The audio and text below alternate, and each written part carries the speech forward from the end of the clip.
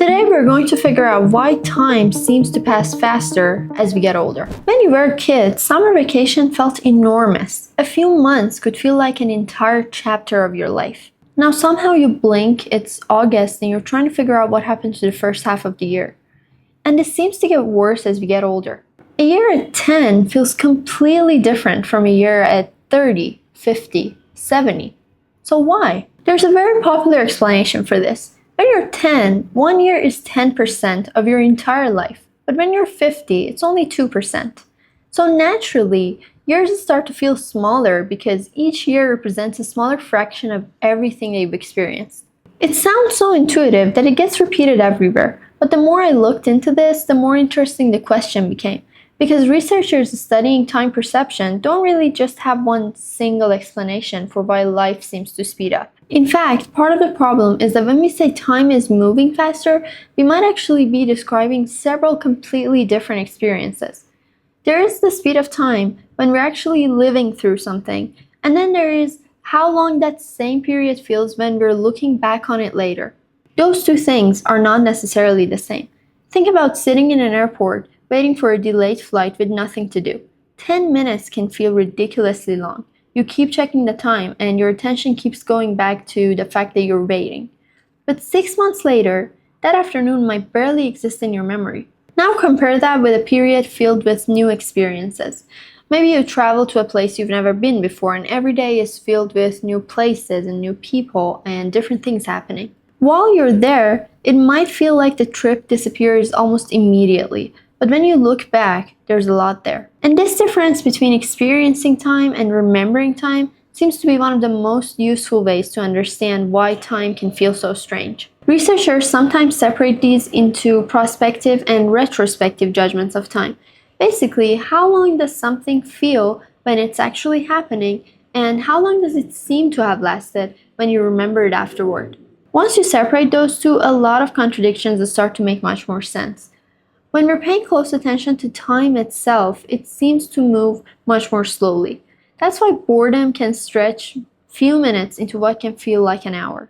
There isn't much else competing for your attention, so you notice the time passing. When your attention is fully absorbed somewhere else, we stop monitoring the clock as closely. This is part of why time seems to fly when we're fully immersed in something. You're working, talking to someone, playing a game, or watching a movie, and suddenly you look at the clock and 2 hours are gone. Here the time didn't change, your attention did. But when we look back across weeks, months, or years, attention isn't the whole story anymore. Now memory becomes extremely important. One of the most common explanations for why childhood feels so long is that early life contains a huge amount of novelty. Your first day at school, your first close friendship, the first time that you traveled somewhere. These experiences are very different from one another, and they create very distinct memories. But adulthood can become much more repetitive. You wake up in the same room, take the same commute, work in the same place, do roughly the same things, go home and repeat. And the idea is that our brains don't need to store each one of those days as a completely separate event. Similar experiences get grouped together. Instead of remembering Tuesday, Wednesday, Thursday as 3 richly detailed days, you remember the week that I was working. And when we later look back at that period, there are fewer distinct memories to move through. So the months feel compressed. This is often described as routine compression, and I think it can explain something that a lot of us might have experienced. When you feel like you're stuck in a repetitive routine, days can feel extremely long. But then you get to the end of the month and you look back on it and it feels like the month disappeared. Slow days, fast years. These two might sound contradictory, but they may not be. One is about your experience of time in the moment, and one is about what your memory left behind. There's another memory phenomenon that fits into this. When researchers look into autobiographical memories of adults over 50, they often find something called the reminiscence bump. People tend to have a disproportionately high number of vivid memories from roughly age 15 to 25. And this period makes sense. It is usually packed with change, a lot of firsts. These aren't just random memories either. A lot of it becomes part of the story we tell about who we are. So when someone in their 60s looks back at their life, their late teens and early 20s can contain an unusually dense cluster of memorable events. Later decades may contain fewer major transitions and more repetition, which can make those earlier years feel much larger in their memory. There's also something called forward telescoping. Sometimes you remember past events as having happened more recently than they really did.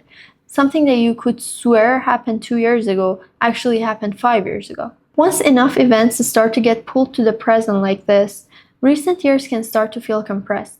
There is less psychological distance between them. Memory clarity seems to affect this too. If an old memory is extremely vivid in your mind, we can interpret that vividness as evidence that it must have happened fairly recently. So then you suddenly have this moment that you realize, wait, that was 8 years ago? And that feeling itself can reinforce the feeling that time is accelerating. Now we can come back to the simple percentage explanation. The idea that 1 year becomes a smaller fraction of your life as you age. Again, it sounds very convincing. At 5, 1 year is an enormous percentage of everything that you've ever experienced. At 50, it isn't. The problem is that this explanation might work better as an intuitive metaphor rather than a complete psychological mechanism. One criticism is that we don't usually experience ordinary time by comparing it to the entire length of our lives. So for example, if you're deciding that this week passed quickly, you're probably not subconsciously calculating it as a percentage of every week that you've ever lived. So proportionality may describe the feeling quite nicely, but according to the research that we looked at, it doesn't seem to explain the whole phenomenon. If you want to keep going down these kinds of rabbit holes with us, join our Telegram channel. It's also a great place to meet other people who are curious about the same kind of stuff. And then there are physiological theories. Some researchers have proposed that part of the effect could come from changes in the speed at which our brains process information. As we age, neural processing changes. One way this has been described is almost the same as the frame rate of a video. If a younger brain is processing more individual pieces of information across the same objective period, that period could contain more subjective events. If fewer are processed, the same chronological period could seem to be passing faster. Related theories describe a physiological clock. The basic idea is that if the body's internal rhythm slows with age, then external time can seem comparatively faster. But our feelings about time are also affected by what that time means to us. This is where some researchers move beyond purely cognitive explanations. For example, periods we value deeply can seem fleeting precisely because we don't want them to end. Like a great holiday, a relationship, or a period of time that things are going especially great for you. Calling it too short isn't necessarily a literal measurement of duration. It could also be a judgment about a scarcity. We wanted more of it, so it felt as though it disappeared. There's also research looking at self-appraisal. We sometimes mentally pull positive periods that help shape our identity closer to our current selves. If something feels deeply connected to who you are now, it can feel psychologically nearer than its actual position on the calendar would suggest. Once again, that can compress the apparent distance between then and now. And there is an especially interesting complication here. You might assume that a period feels faster because you wasted it, but some empirical work actually found the opposite pattern. People who feel they experienced more personal growth and are more satisfied with a period can judge that period as having passed faster, which means saying that that year flew by doesn't necessarily mean that that year was empty. Sometimes it could mean the exact opposite. The period was engaging, meaningful, or full enough that you weren't constantly watching it pass. And then we have the environment that we live in. Modern life gives us plenty of reasons to feel rushed. Constant stimuli, multitasking, technology, work, messages, things competing for your attention. Researchers studying what they call life tempo judgment have found that feeling under time pressure is consistently associated with looking back and feeling like weeks or months have quickly passed by. And there may even be a cultural layer to the way we talk about this. Saying, "I've been so busy the week just disappeared," could serve as a social signal. Busyness can imply that your life is full, in demand, productive. So some of the language that we use about fast time might not just be reflective of our perception of time. It could also show the culture surrounding productivity and busyness. Put all of this together, and the question, why does time seem to move faster as we grow older, becomes much harder to answer with just one sentence. Part of it may be attention. When we are absorbed in something, we stop monitoring time. Part of it may be memory.